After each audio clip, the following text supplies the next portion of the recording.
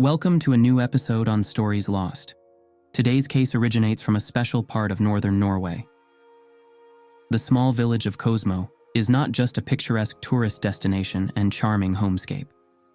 Nestled between majestic mountains and tranquil fjords, this place offers a serene backdrop for what would prove to be some truly frightening events. Here in 1979, Norwegian investigators were able to descend hot on the trails of something seemingly inexplicable and unearthly. A phenomenon capable of doing real damage. So, is the danger real? How should we react to the local people's testament to events? Feel free to add to the comments section. We at Stories Lost appreciate all your input, no matter where you fall on the spectrum between skeptic and believer. Like I said, Norwegian UFO investigators visited this rural place in close connection to the reported events. Just 3 days after the last reported sighting, they were interviewing witnesses and knocking on doors. Stories Lost report back on their findings, published in UFO Information, 2nd issue 1981. The undertaken investigation's emphasis rests on the strange experiences of a witness who wants to remain anonymous. She was a middle-aged woman who visited her daughter and son-in-law in Kåsmo, a village about 40 kilometers east of Bodø in northern Norway.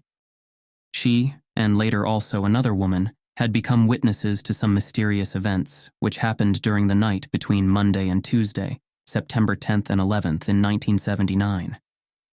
The Norwegian UFO investigator Dag Ove Johansen had the opportunity to sit down face-to-face with the witness and got from her the following report. Outside, the weather was awful with wind and rain. Because of this, the windows were closed, but the curtains were drawn apart, and the ventilator at the top of the window was open. I had gone to sleep, but I woke up around midnight when a powerful light beam suddenly came in through the window in the sleeping room. The house belongs to the Åsen family, and it is a relatively newly constructed house with a basement. The guest room, in which I was sleeping, is situated on the first floor. I got up and went to the window to try and see what was going on. To my astonishment and fear, I saw at the end of the beam a flame that reminded me of a welding flame. The sparkling flame was out in the dark in the direction of the garage, approximately in the position of where the fuse box should be located, or just above it. I think the flame was yellowish in the middle and reddish in the periphery, just like the flame tops in an ordinary fire. The flame, which appeared to have its origin from this object, and which had gone straight through the window, was greenish. I could observe how the beam came out from what I thought was this welding flame, but then there was this short uniform sound, and the beam swept around and now appeared to originate from the neighbor's house, or somewhere in the vicinity. Before I knew it, the light beam and the flame inexplicably disappeared. I don't know exactly for how long the event lasted, maybe somewhere between 10 to 15 seconds, and even though I was sort of puzzled, I had no trouble going back to bed and I fell asleep right away.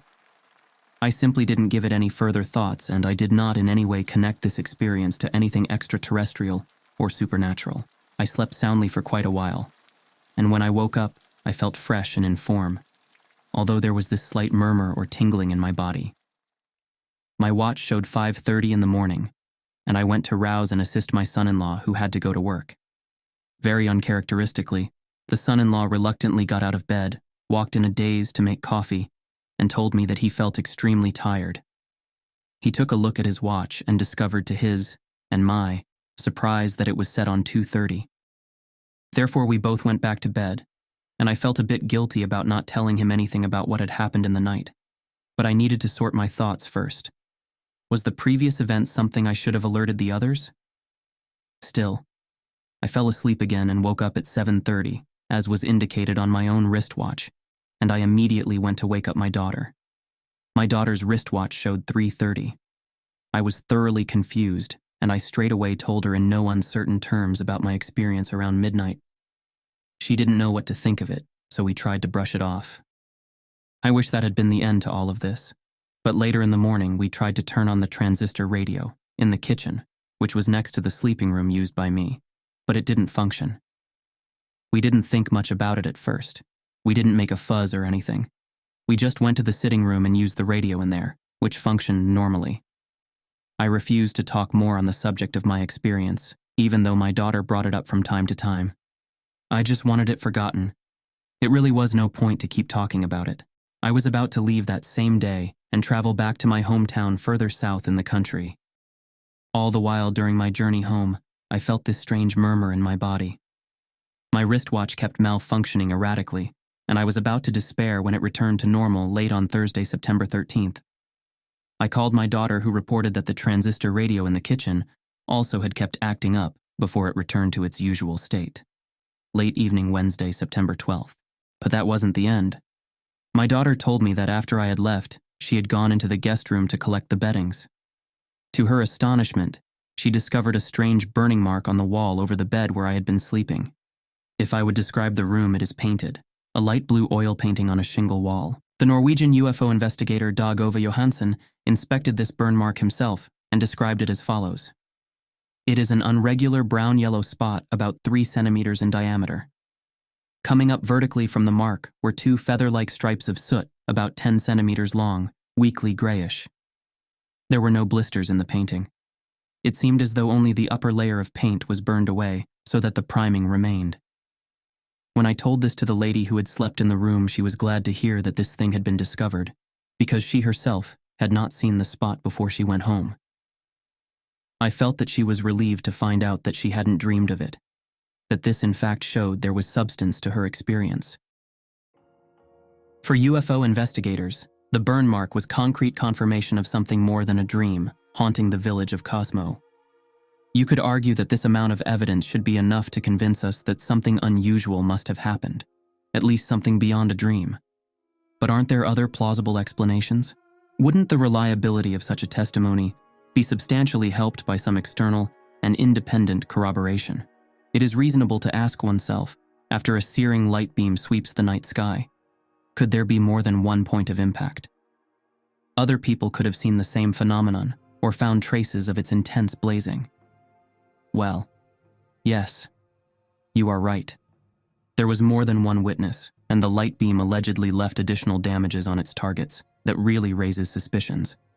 One of the neighbors of the lady's daughter and son-in-law, a certain Mrs. Gunhild Anderson, on the night in question at approximately midnight, had heard this humming sound that had lasted for only a few seconds. She could also observe a light that had begun to pulsate wildly and then disappear at a house in the process of construction, marked 6 on the map. Mrs. Gunhild Anderson was concerned and watched intently as the light started to pulsate again. It shot out from the house and went dark. When it reappeared, the light was constant for a few seconds.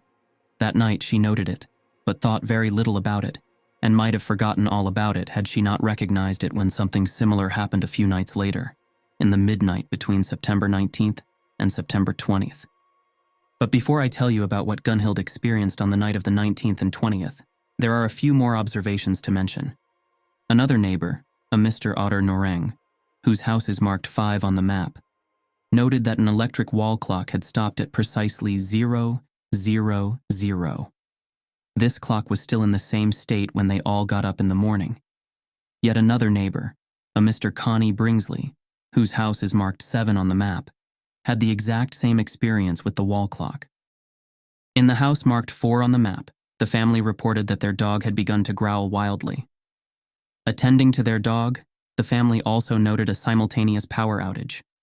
It was curious that when the electric power came back, their digital clocks didn't resume working immediately. The electric clocks did not function again until rather late Tuesday, September 11th. Another mysterious circumstance was that in the garage, marked 3 on the map, there was a parked tractor that had had a relatively new 12-volt battery installed. On Tuesday 11th, it was discovered that the battery had gone completely flat. All these concurring experiences frightened the Osen family, that is the daughter and the son-in-law. Especially when the experience of the neighbor, Mrs. Gunhild Anderson, reached their attention.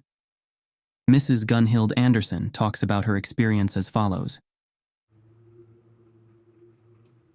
It is the night between Wednesday, September 19th and Thursday, September 20th, 1979. The night is stormy with rain and wind. I had just gone to bed, but I'm just not able to fall asleep right away. About 12:30, something in the chimney catches my eye. Through the ventilator grid, I see a bright light. It's astonishing. The chimney looks like it is being illuminated from within. The ventilator valve is about 30 degrees open, and I was situated in the bed in such a position that I could see straight into the chimney. Just after the internal illumination, a powerful light beam protrudes through the valve and out in the room. At the tip of it is a yellow-red sphere at the size of an orange. The beam with the sphere rushes lightning swift through and fro before it withdraws swiftly into the chimney again, and then everything becomes dark. It all happened so quickly, the whole incident must have lasted approximately 7 to 8 seconds. I was so flustered I really couldn't get a wink of sleep for a long time. Ultimately, I crept well under my quilt and hid. I remembered how strange it was that before the light had appeared in the chimney, I had felt a strange numbness and tingling in my shoulders. It was exactly like my extremities had grown numb, and the blood after a constriction had begun to rush back towards them again. And the most eerie thing was how I could hear the sheep and rain outside, before and after the episode. But when it all happened, it was completely silent, as if all sounds were cut off. And you know what else? The next day I stood out in the potato field, and I really felt this strong urge to wipe away something that I believed was soil on my chin. But no matter how hard I rubbed that spot, it would not give. After repeated turns of trying to wipe it off, I felt how the spot started to ache. I traced the spot with my fingers, and now I noticed it felt like a small knob in my skin. I went inside and examined my face in the mirror. I now saw that it looked like a burn. It was the size of a stamp, 2 times 2 centimeters. The Norwegian UFO investigator Dag Ove Johansen also inspected this burn mark himself and described it as follows. I met Mrs. Gunhild Anderson on September 23rd. I saw this mark on personal inspection, and it resembled a burn indeed. She has later consulted a doctor, and he ascertained that it was a burn due to a cold, even though she did not have a cold at the time. When I asked her about her attitude towards the extraterrestrial, she explained that she had seen the movie Close Encounters of the Third Kind. Neither Mrs. Gunhild Anderson nor the lady who prefers to remain anonymous report having had any similar experiences earlier. So what do you think? Could there have been a real danger? Could there have been a genuine threat to the residents of Kåsmo? What was this mysterious light beam that pulsated, zigzagged, and burned into inanimate materials as well as human tissue? Love to hear what you think. Want to support our channel? The easiest way to support our continued content creation is to like and subscribe. Many thanks to UFO Norway for allowing us to use their article. Please check out their website, link is in the description. We would also like to thank the world's largest archive of the unknown, AFU. If you want to know more about the archives and perhaps support this important work, see the link in the description. This week I would also like to say a big thank you to Jens Suderman and Jacob Murbach, who bought coffee on buymeacoffee.com. Would you also like to support the channel with a coffee?